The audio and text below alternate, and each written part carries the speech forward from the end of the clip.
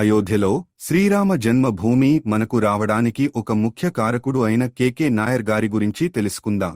K Nair అని పిలువబడే కందంగళం Karunakaran Nair 1907లో September 7న కేరళలోని అలప్పుజాలోని గుటన్కడు అనే చిన్న గ్రామంలో జన్మించారు.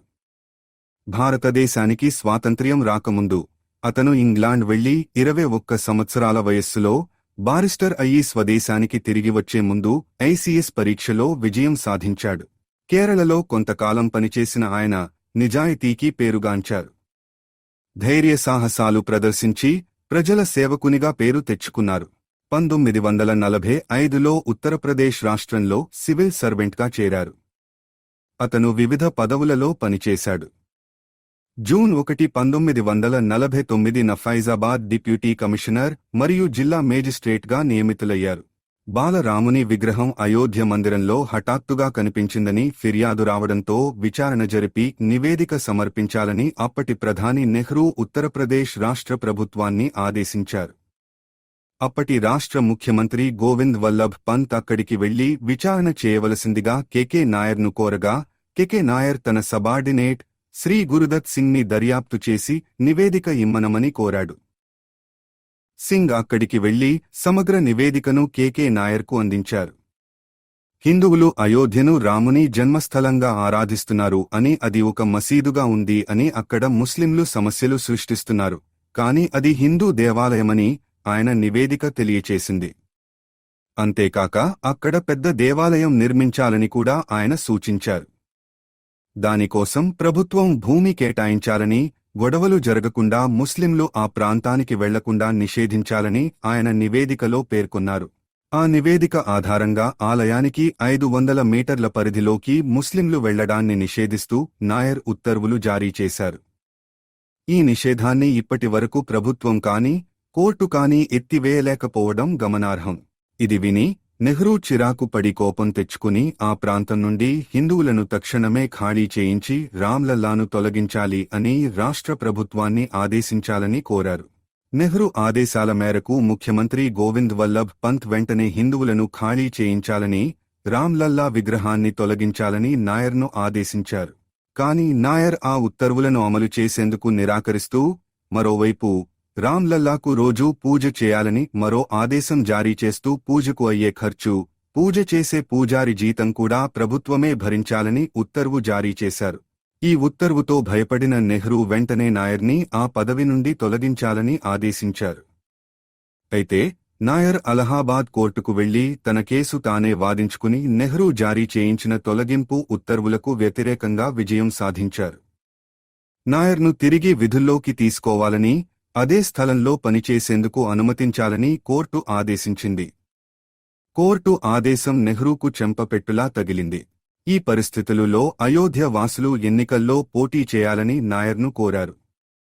అయితే ప్రభుత్వోద్యోగి అయిన తాను ఎన్నికల్లో పోటీ చేయలేనని నాయర్ చెప్పడంతో నాయర్ భార్యను అయినా పోటీ చేయాలని అయోధ్య వాసులు కోరారు. ప్రజల అభ్యర్థనను అంగీకరిస్తూ శ్రీమతి శకుంతలా నాయర్ ఉత్తరప్రదేశ్ శాసనసభ ఎన్నికల సందర్భంగా అయోధ్యలో అభ్యర్థిగా బరిలోకి దిగారు.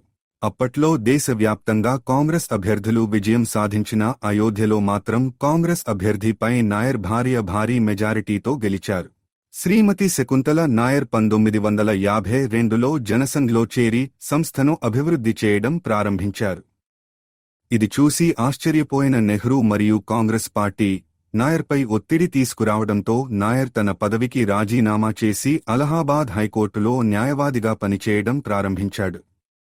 1967లో పార్లమెంటుకు ఎన్నికలు ప్రకటించబడినప్పుడు ప్రజలు నాయర్ మరియు అతని భార్యను పోటీకి ఒప్పించడంలో విజయం సాధించారు.